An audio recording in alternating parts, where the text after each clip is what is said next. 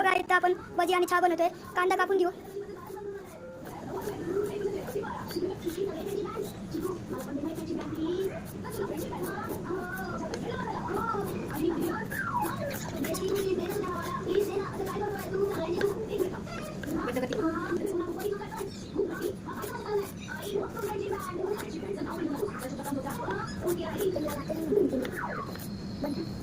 इथं आपला कांदा कापून झाला. इथं मिरची कापू एकच. तुम्हाला तिखट पाहिजे तरी जास्त मिरची टाकू शकता.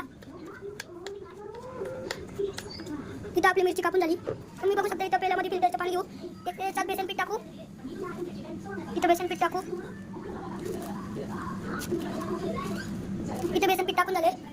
आता इथं कांदा टाकू. अशा पद्धतीने कांदा टाकू. मिरची पण टाकू त्याच्यासोबत. तुम्ही बघू शकता.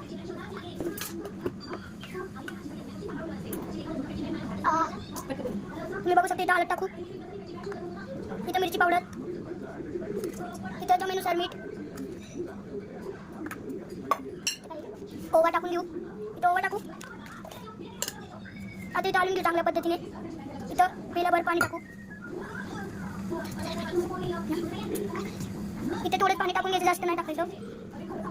तुम्ही बघू शकता इथं बाहेर पाऊस चालू आहे. आपण चहा आणि भजी करते इकडं किचनमध्ये. तुम्ही बघू शकता इकडे आता पाऊस चालू आहे. इकडे बघा. तुम्ही बघू शकता इकडे पाऊस चालू आहे.